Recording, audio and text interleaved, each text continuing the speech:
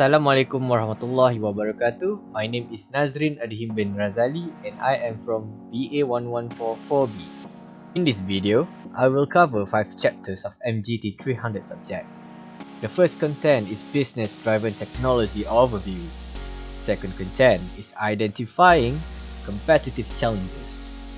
Third content is Strategic Initiatives for Implementing Competitive Advantages. Fourth content is measuring the success of strategic initiatives, and final content is organizational structures that support strategic initiatives.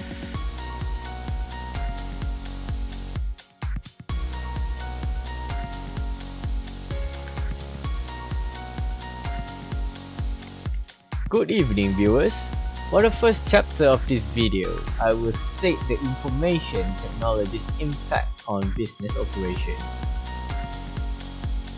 There are 4 things that related. Sales and marketing consists of forecasting, segmentation, advertising, and promotion.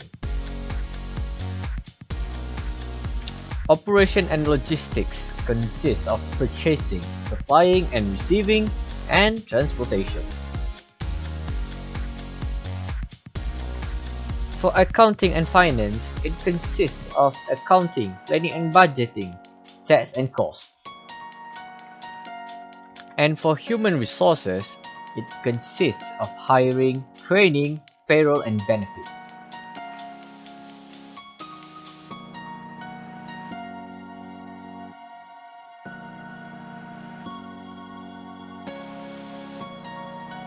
Alright, moving on to chapter 2, which is Identifying Competitive Advantages, and I will cover 5 forces model for this chapter.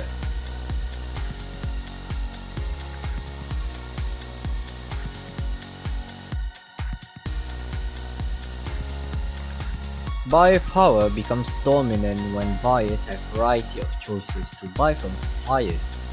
Loyalty programs are rewarding the customers based on amount they give. Supplier power becomes dominant when buyers have few choices to buy from suppliers. It consists of all parties involved in the procurement of a product or raw material. Threat of substitute products or services becomes dominant when there are alternatives to a product or services. Switching costs defines costs that can make customers reluctant switching to another products or services.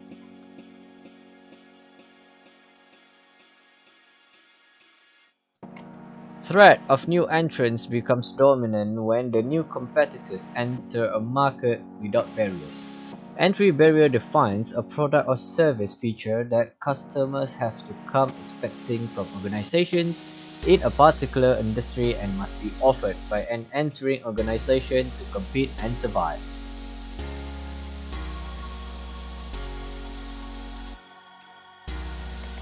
For rivalry among existing competitors, it becomes dominant when competition is fierce in a market. Although competition is always more intense, the overall trend is increase in the industry.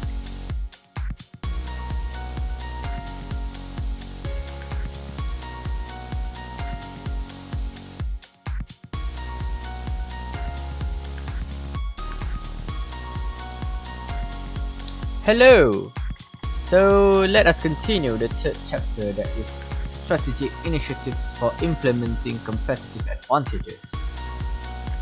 And I will cover the organizations can undertake high-profile strategic initiatives.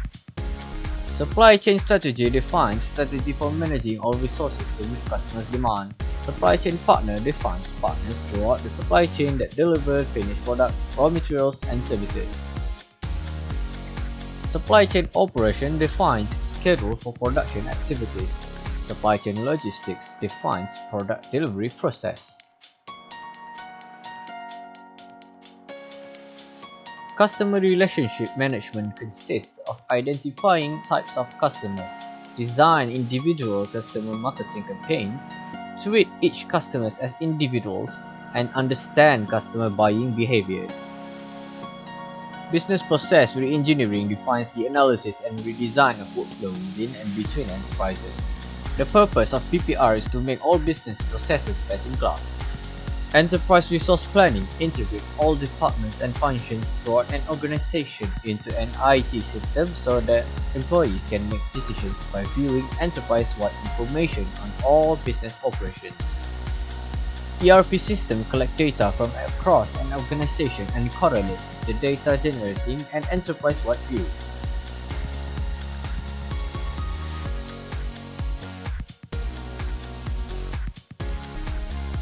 We meet again! So moving on to chapter 4, which is measuring the success of strategic initiatives. For this chapter, I will cover the efficiency of IT metrics.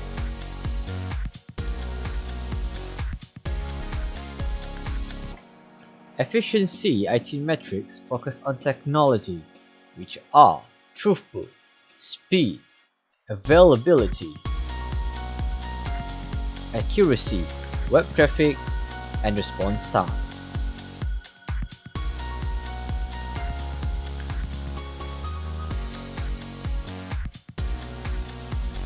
Now we are at the final chapter for this video.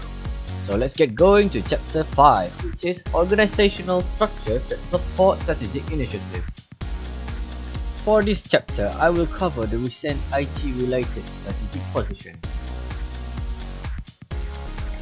Chief Information Officer oversees all uses of IT and ensures the strategic alignment of IT with business goals and objectives. The CIO typically reports directly to the Chief Executive Officer (CEO). Chief Technology Officer responsible for ensuring the throughput, speed, accuracy, availability, and reliability of IT. They have to ensure the efficiency of IT.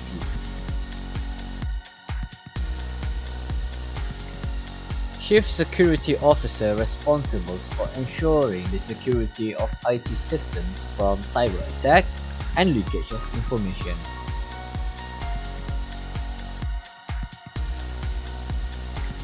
Chief Privacy Officer responsible for ensuring the ethical and legal use of information. To add on, the newest senior executive position and many more CPOs are lawyers by training.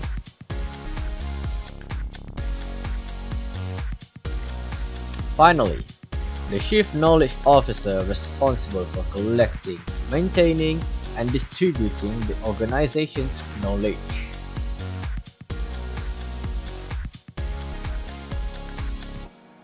Thank you for watching the video. Take care, stay safe, and have a good evening.